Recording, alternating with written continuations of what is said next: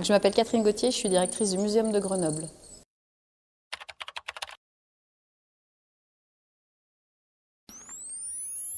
Les muséums en France depuis 200-250 ans collectionnent des spécimens issus de la nature et les présentent au public, avec bien sûr une partie diffusion de la connaissance autour de la nature. Donc notre projet, c'est de présenter les animaux ou les plantes qu'on peut rencontrer en ville, donc ce qu'on appelle traditionnellement la nature en ville, la biodiversité, mais plutôt sauvage.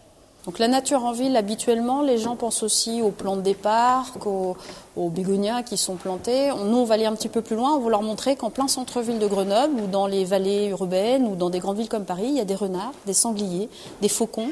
Ce que les gens imaginent avoir en forêt ou dans les champs, proches des chasseurs ou des amis de la nature, en fait, on le trouve aussi en ville. Mais on va les montrer premièrement déjà en vrai. On va faire venir un grand photographe comme Laurent Guélin, qui est spécialiste des safaris urbains, ce qu'on appelle les safaris urbains. Et on va bien sûr travailler avec toutes les associations qui font des inventaires en ville, comme la LPO, la FRAPNA, etc. Et puis on va faire des expositions, des conférences, peut-être créer un site dédié. On est en train de réfléchir à des outils Internet. Ce que nous aimerions, c'est que le résultat des inventaires de terrain puisse se traduire d'ici 1 an ou 2, par exemple sur smartphone.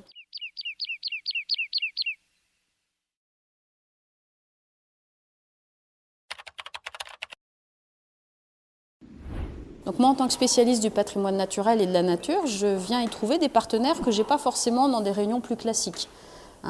Des scientifiques qui animent les cafés sciences, par exemple, en astrophysique ou je ne sais, ça peut être intéressant. Je pense qu'il est temps aujourd'hui, effectivement, d'arriver à nous structurer autour d'une espèce de projet phare, quitte à, au bout de 2-3 ans, en retrouver des nouveaux. Mais on sera plus lisible et donc plus efficace.